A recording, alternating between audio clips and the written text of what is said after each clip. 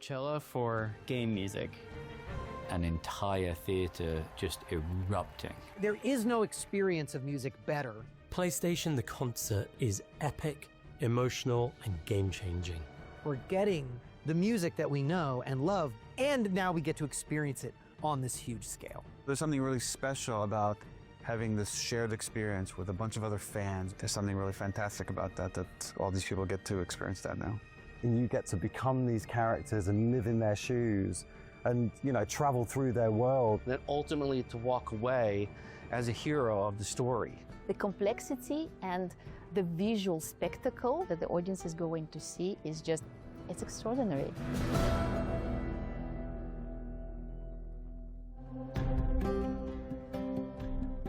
About 2 years ago, Chuck Dowd, who is our head of music at PlayStation, came to me and he said, you know, we've had this sort of idea with our Sony Music partners at GEA, and what do you think about it? In a nutshell, PlayStation the Concert is a celebration. It's a celebration of the music, a celebration of our fans, a celebration of the games, and a celebration of the people who've made all these wonderful games that people love.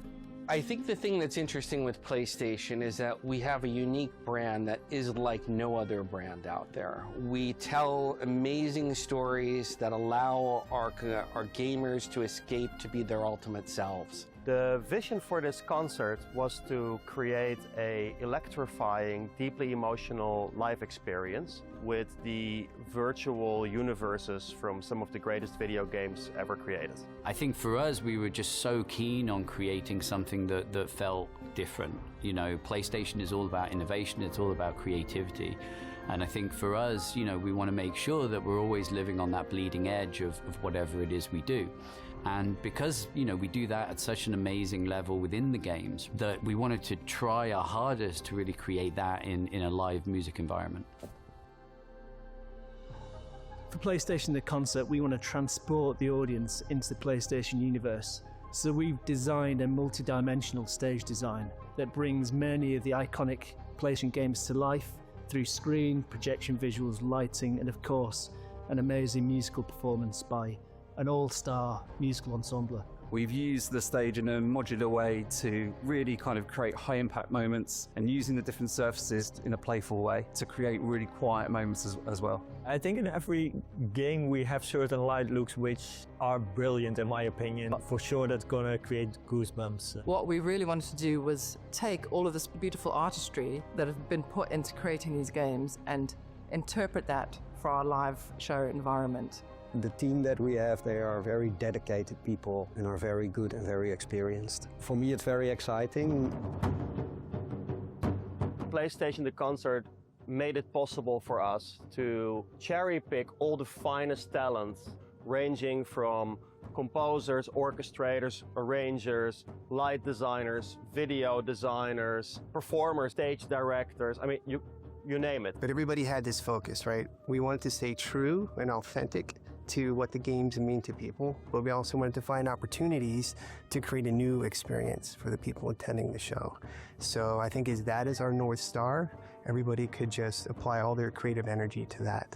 There's something supremely powerful about music, and really when we think about how we already incorporate that into our games and the worlds that we build and the characters and the stories that we tell, I think there's just limitless opportunities about how we can take that beyond the console. Hopefully all these melodies from these iconic franchises are gonna trigger memories of navigating through Horizon, of playing Last of Us, of being Kratos. I'm really excited for the music of all these games to literally take center stage at long last. Music is powerful, right? And music makes a connection. It's a universal language. It bypasses our intellect and it connects right to our emotions, right?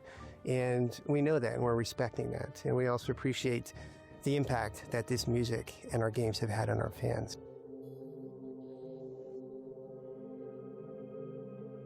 It's a lot of really good composers who have worked on this. It's music that works outside of the context of the game. Along the journey, I found that the samurai used to play this instrument called the biwa, the Satsuma biwa. And this instrument and style of playing almost was lost completely. And I got to learn about how to write for this ancient and incredibly beautiful instrument. I think that the purpose of all this authenticity is that somehow that draws the gamer into the emotional experience of the game. Coming up with the sound of Horizon, which kind of reflects both sort of the tribalism and the synthetic side of it, was quite a lot of trial and error. One of the things that the team of Guerrilla was very set on was to not sound like any particular ethnicity. And so one of the ways we approached it was kind of thinking from a perspective of like, if we were a tribe ourselves and we were, discovered all these existing instruments, but we didn't quite know how to play them, what would that sound like? And so we started doing things like using instruments in an unusual way. So let's take a violin or a cello, but let's play it with plectrums as opposed to bowing it. That sort of became the palette of Horizon.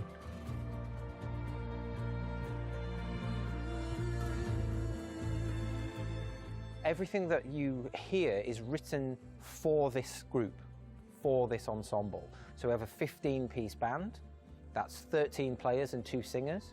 The performances are fantastic. Seeing it live is so much more emotional in a way than just hearing it at home.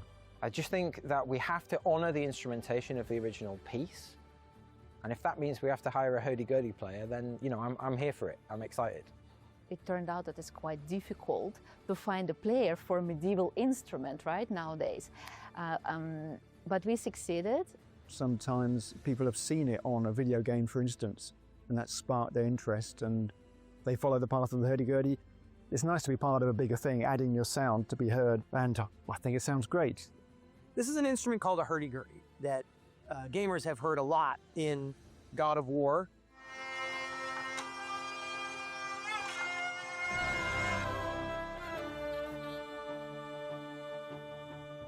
I'm really excited about every single instrument that we get a chance to lay our hands on that we wouldn't normally get a chance to play. So, for example, the taiko drums that we play for Ghost of Tsushima. So it was important to include the ronroco, which we actually had shipped to us from Argentina.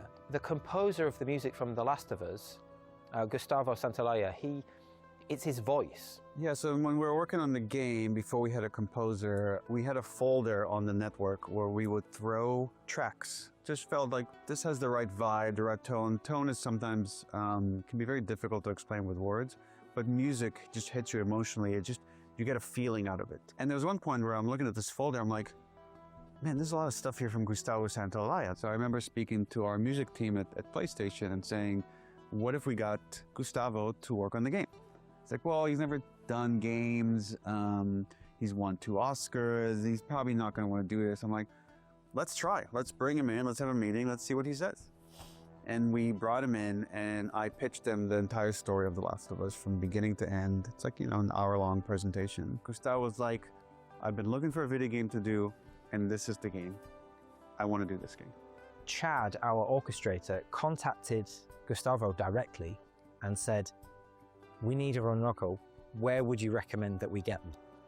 And he put us onto a lovely guy by the name of Pablo Richter.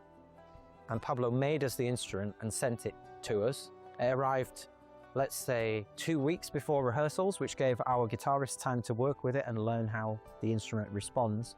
And it just has a really nice resonance to it. But I don't know, every time I play this instrument, I just feel like I'm in South America, like walking the Andes or something. And now we have it for our show, which is really exciting, and it sounds perfect.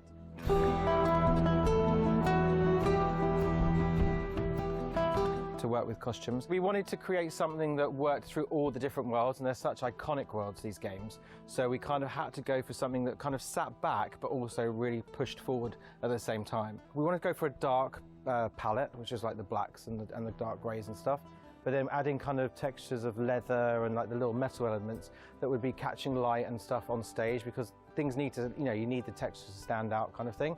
And actually worked with each player to bring out what they needed and also their personality. So they're not necessarily costumes in a way, they're kind of actually like an elevated fashion version of themselves. One of the core values of PlayStation is always being on the bleeding edge of innovation and entertainment. Ultimately, that's core to the DNA of PlayStation. That's who we are, and those are our values. And I think it's really important for us to make sure that those shine through with everything that we do.